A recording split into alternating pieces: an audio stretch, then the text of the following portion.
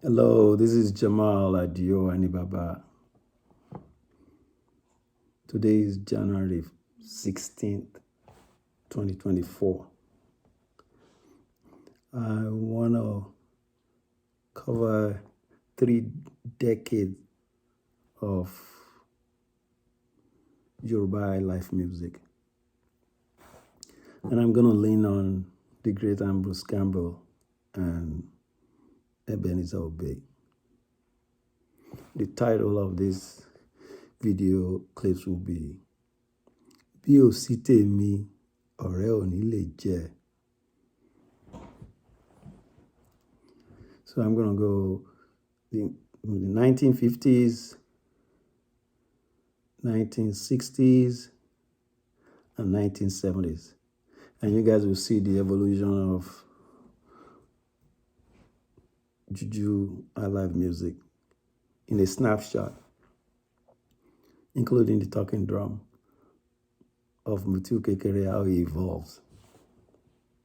So the first cut we're going to use is from the great Ambrose Campbell.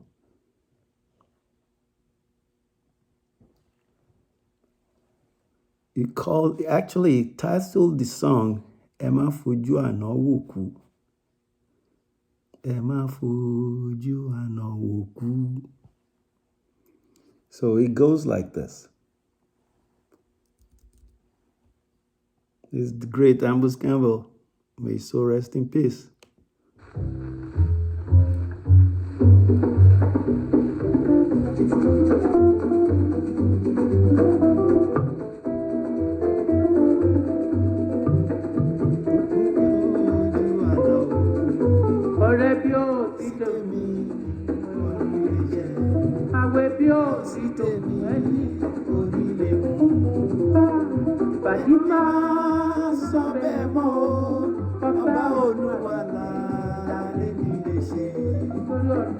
Ẹ má fojú àná òkú. Ẹ má fojú àná òkú.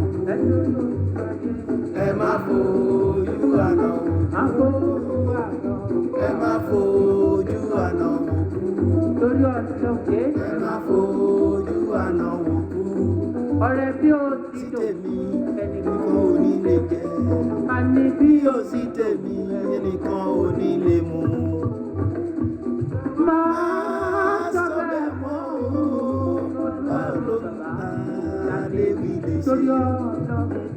Ẹ má fojú àná òkú. Ẹ má fojú àná òkú.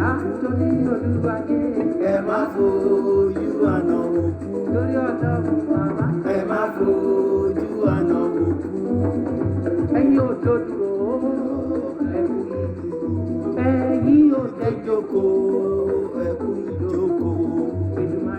Bàbá àwọn lẹ́sẹ̀ ní ọmọ rere, ẹni ẹlẹ́ni ò máa ní ṣàṣe ẹ̀jẹ̀. Ẹ torí Olúwa lẹ́. Ẹ má fojú àná òkú. Ẹ torí Olúwa lẹ́. Ẹ má fojú àná òkú. Torí Ọlọ́run lé.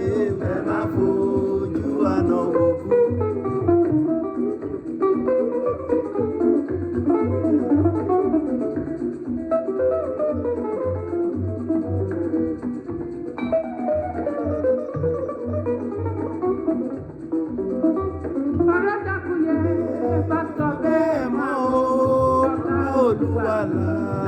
Léwi lè ṣe lọ́hùn kó.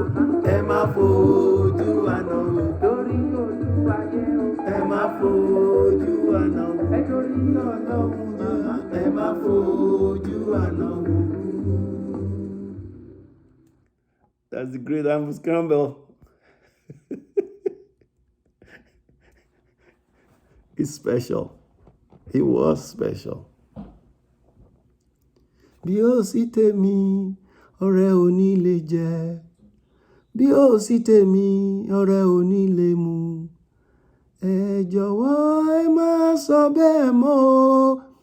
Ọba Olúwa la léwi lè ṣe. Ẹ má fojú àná òkú. Ẹ má fojú àná òkú. ẹ má fojú àná wòkú. When Yoruba says ẹ má fojú àná wòkú, what they are actually saying is that a person that has nothing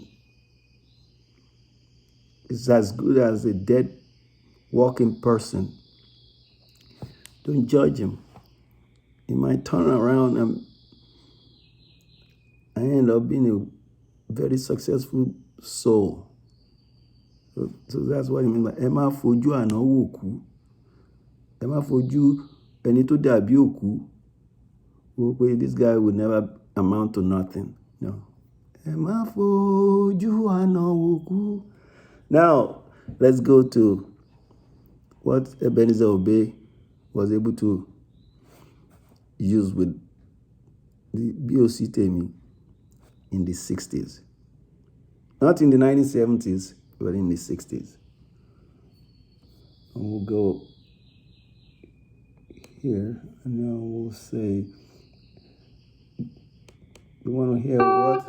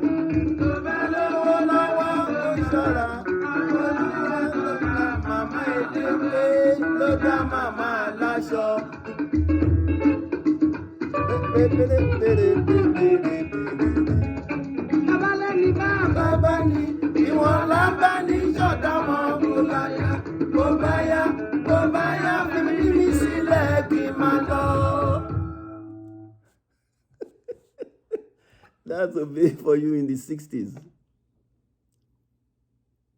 And let's fast forward to the 1970s, when Obey's band is now at the peak of its performance. And that will roll like this.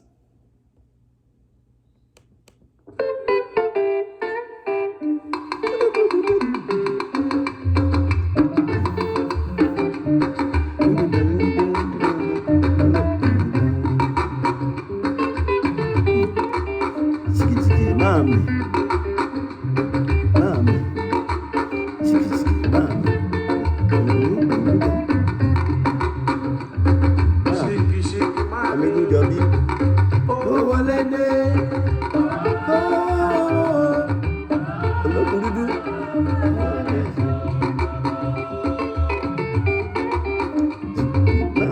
Olókùn dúdú màmí. Màmí. Ṣíkíṣíkí màmí. Ó wọlé dé. You could see the confidence of Mutiu kekere now.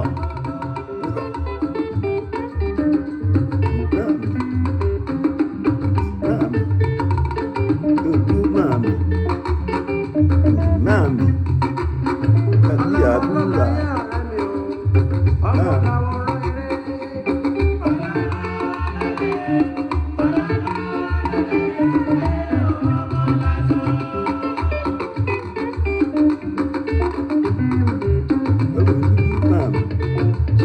Sàmọ́ Sangudu adáṣọ bí ẹni jogún Sàmọ́ Sangudu.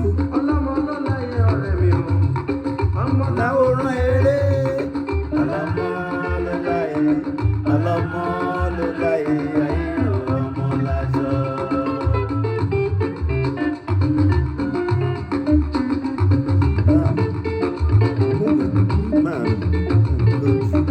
Adáṣọ bí ẹni jogún Sàmọ́ Sangudu.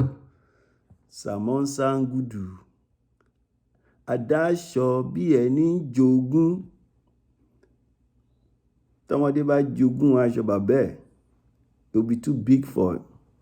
Aṣọ yẹn á ti gùn jù lọ, á máa wọ́lẹ̀. So Sàmọ́ Sangudu, the guy is so wealthy that tó bá dáṣọ, when he cut his material, he cut it real large. Tó máa wọ́lẹ̀. Bẹ́ẹ̀ ni pé òun jogún ẹ̀ ni. Sàmọ́ Sangudu. Adáṣọ or aránṣọ bí ẹni jogún Sàmọ́ Sangudu. That's what Mutiu kekere was beating there.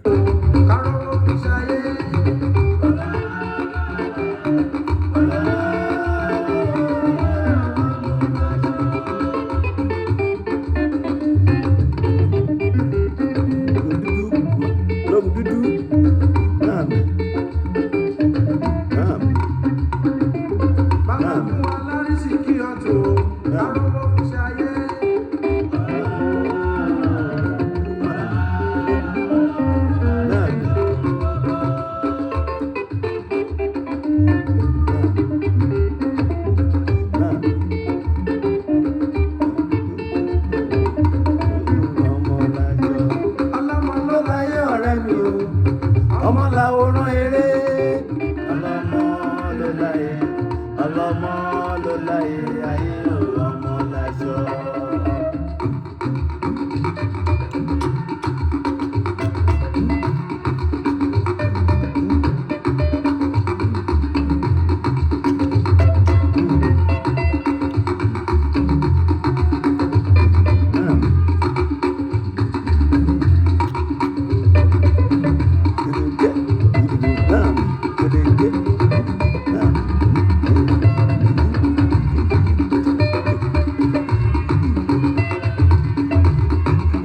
Dealing with this.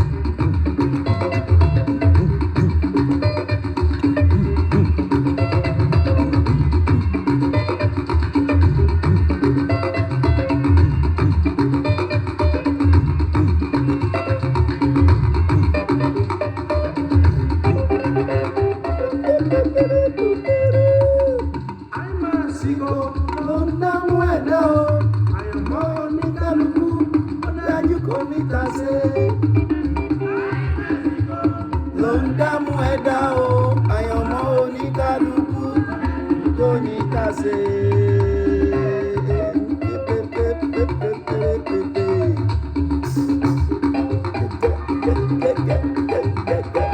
Ìyàwó jẹ mí, Ọlọ́run ọba, má jẹ ìyàwó jẹ mí, ó má pànìyàn, ó ń gbani, má jẹ, ó mú wúmọ̀ àwúrú màwúrú, má jẹ ìyàwó jẹ mí.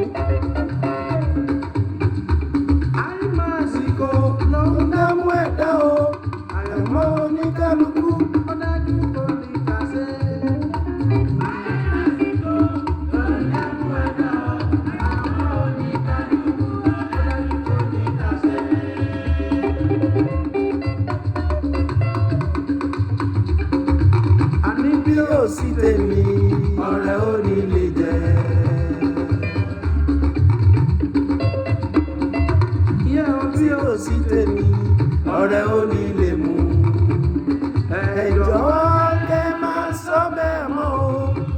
ọba olúwalà léwì lè ṣe.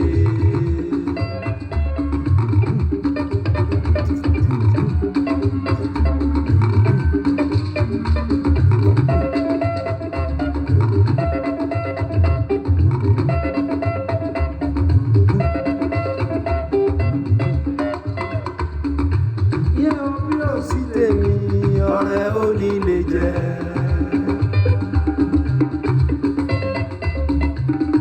Bí ó sì tèmi ọ̀rẹ́ ò ní lè mú. Ẹ jọ̀wọ́ kẹ́ má sọ bẹ́ẹ̀ mọ́ o, ọba olúwalà léwì lè ṣe.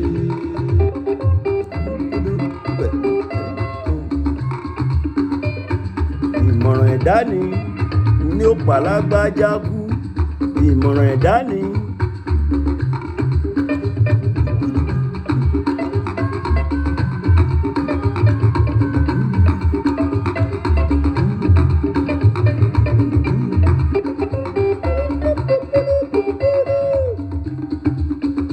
Ẹ̀dá tó sọ pé kò sí irú wo, ẹ sọ fún pé rán ló ń pa irú ẹ̀dá wa o.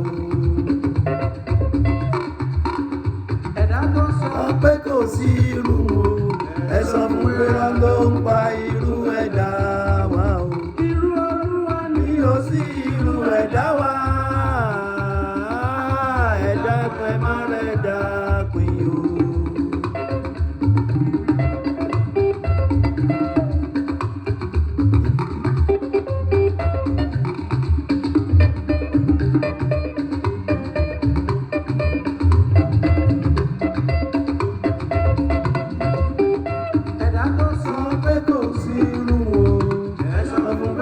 Ló ń pa irú ẹ̀dá wa o. Irú Olúwa ni ó sí irú ẹ̀dá wa. Ẹ̀dá ẹ má rẹ̀ dá pín o.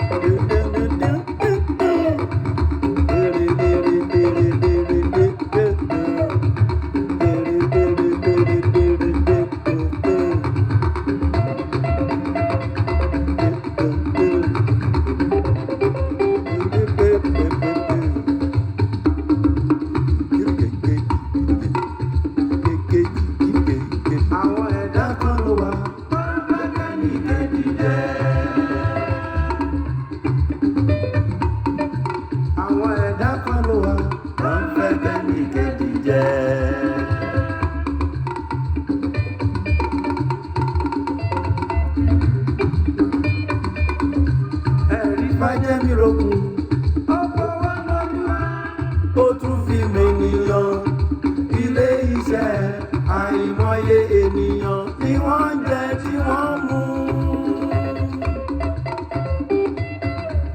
Jẹ̀bi àkúrà òjìjì má jẹ̀, àjàbí àkúrà fájẹ́mi rókùn, àjàbí àkúrà òjìjì má jẹ̀, àjàbí àkúrà.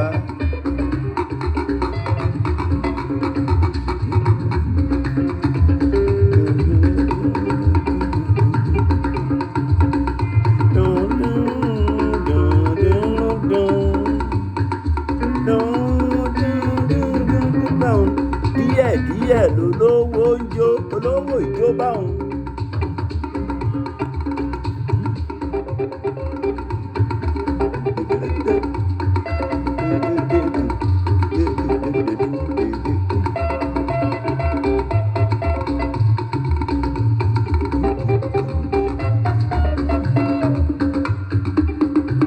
Ẹ̀rí fájẹ́mi lókun, ọkọ̀ ọmọlúwa, ó tún fi mènìyàn ilé iṣẹ́ àìmọye ènìyàn ni wọ́n ń jẹ tí wọ́n ń mu. Àyàfẹ́yàn lásán ló lè sọ̀rọ̀ ẹni bí. Fájẹ́mi lókun, òjijì má jẹ àtàlẹ́ àtàlẹ́. Àyàfẹ́yàn lásán ló lè sọ̀rọ̀ ẹni bí. Bí àtẹ́ta òjijì má jẹ, tàbí ẹ̀lẹ́ta tàbí ẹlẹ́ta òdìdí má dẹ̀ àtàbí ẹlẹ́ta ẹ̀rọ mi o ọ̀kan rán bí ẹrú.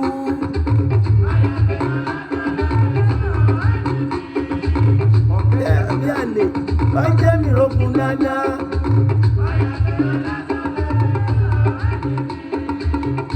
Alámùtú mi o, alámùtú.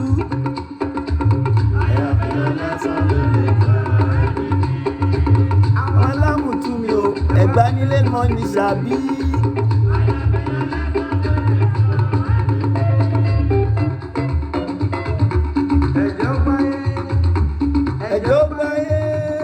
Ẹjọ́ gbáyé fàjẹ́ mi òkú rẹ̀.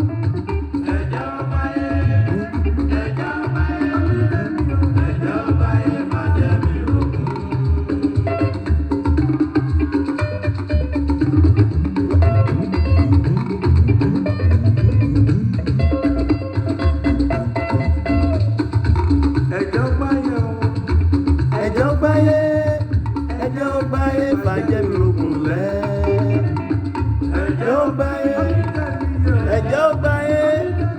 Ẹjọ́ gbáyé fàjẹ́ mi òkú. Ipa ẹ̀ o fàjẹ́ mi òkú. Oníṣẹ́ o fàjẹ́ mi òkú.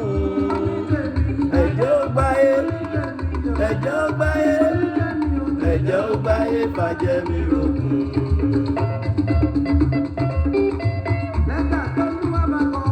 Kò sẹ́ni tó lè yí padà, kò sẹ́ni kwárì lọ́rọ̀ ẹ. Kò sẹ́ni tó lè yí padà, kò sẹ́ni kwárì lọ́rọ̀ ẹ. Olówó ìjó bá òun, díẹ̀díẹ̀ lolówó ń jó. Olówó ìjó bá òun. Bàdẹ̀.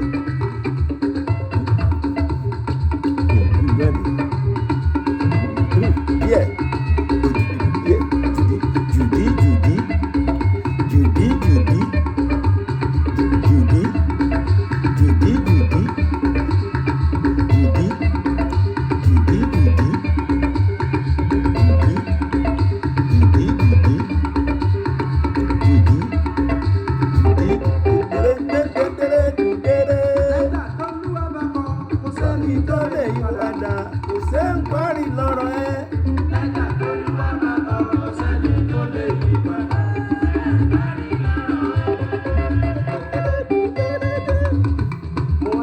Ṣàṣà ojúlé olóyè mi o. Chief I.S. ọmọ Adéwálé. Ṣífà o. Aṣípa of Lagos. The boy is good me. Ojúlé Wájúmọ̀. Ọmọ Adéwálé. Àyẹ́sì. Ọmọ Adéwálé. Èmi Adéwálé. Ọlá Adéwálé.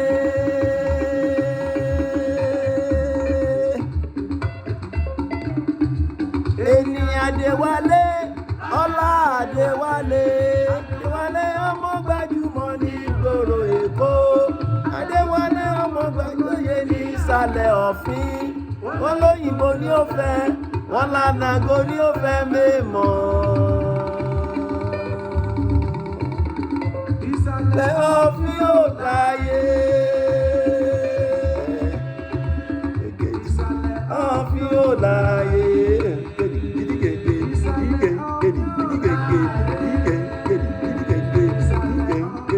Láyé láwọn ló lòdè láwọn ló máa tún dé. Ìsàlẹ̀ ọ̀fìn ò ẹ̀sìn mi àgbàjà ọ̀ṣẹ́. Màhún ìsàlẹ̀ ọ̀fìn òrò màhún. Òrò màhún. Ọmọ Gandhi.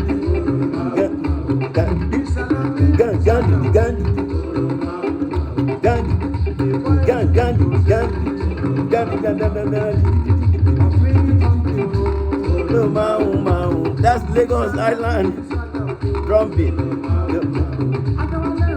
Gandhi. Bàtí gbàrà àdúgbò dákúnlẹ̀ ẹ mọ́. Tòró máa ń. Ọmọdé wálé máa ń. Sígbàsígbà òòrò máa ń.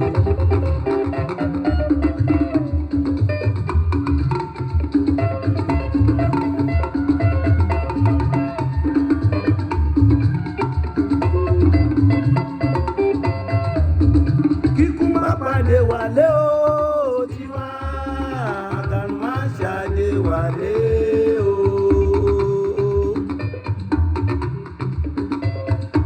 Adéwálé, àyẹ́sì ẹ̀ ó tiwa, àsùngbàgbé kò ní kàn ẹ́ o.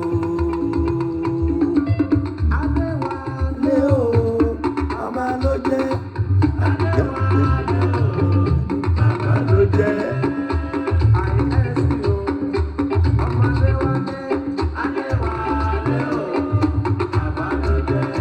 Adéwálé.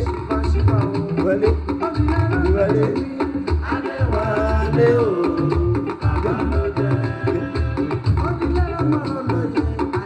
Adéwálé, Adéwálé o. Bàbá ló jẹ́. Adéwálé, Adéwálé o.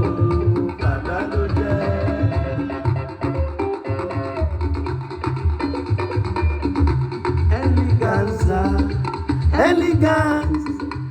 Eleganza, ọmọ Ọkọya.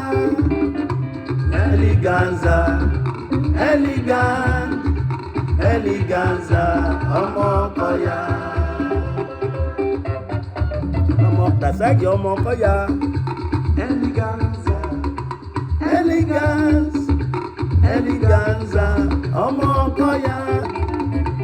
Eleganza, Eleganza, ọmọ Ọkọya.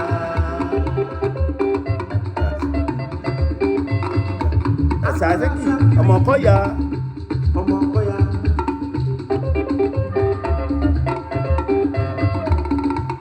For quality, for the best jewelries, Eleganza is the best for you. For quality, for the best jewelries, Eleganza. Ọkọya, Abdulrazaki ọmọ Ọkọya, Ọkọya, Abdulrazaki ọmọ Èkó rù mí lọ pẹ́lọ́ ní Eleganza, ọmọ Èkó rù mí lọ Abdulrazaki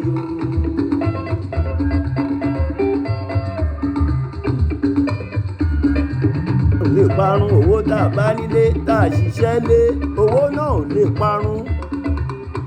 Rasaki, owó náà ò lè parun.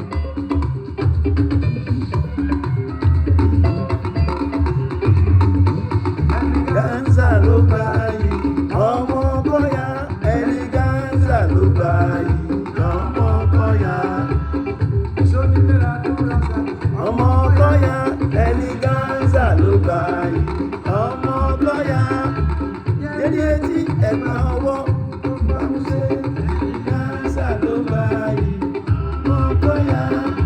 Dédé etí ẹ̀gbà ọwọ́ bámúṣe. Eleganza ló gbà yìí ọmọ Ọkọya. Ṣé ìrọ̀rùn tó bọ́jú owó? Eleganza ló gbà yìí tó dára bí egbin. Eleganza ló gbà yìí ọmọ Ọkọya. Pẹ̀lú olùkà ẹ̀wù tó dára jùlọ. Eleganza ló gbà yìí ọmọ Ọkọya. Ẹ̀ka mi o ọmọ Ọkọya. Eleganza ló gbà yìí ọmọ Ọkọya.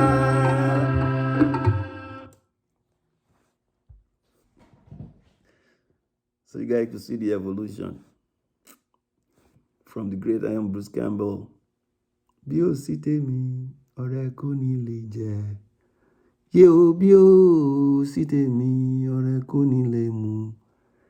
Ẹ jọ̀wọ́ ẹ má sọ bẹ́ẹ̀ mọ́ o. Ọba Olúwa là lè wí lè ṣe. nítorí ẹ má fojú àná wòkú. Yeah. Màmá ẹ má fojú àná wòkú. Bàbá ẹ má fojú àná wòkú. Ọba Olúwa la léwí lè ṣe. And we got it rolling from that point on. The drum beat that Mutiu kekere beat in the Obey version, when they were singing about Ayes Adewale portion of the track, bang bang di bang di.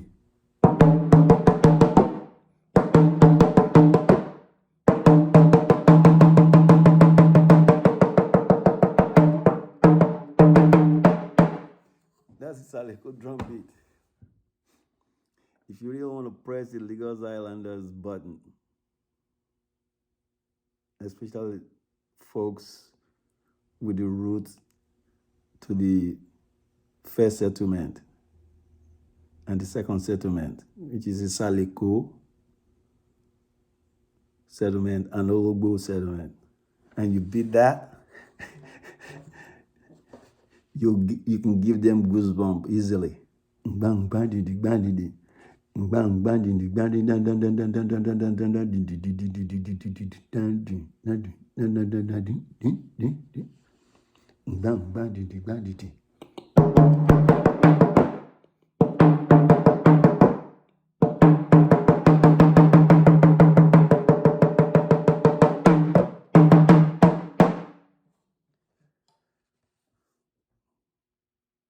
So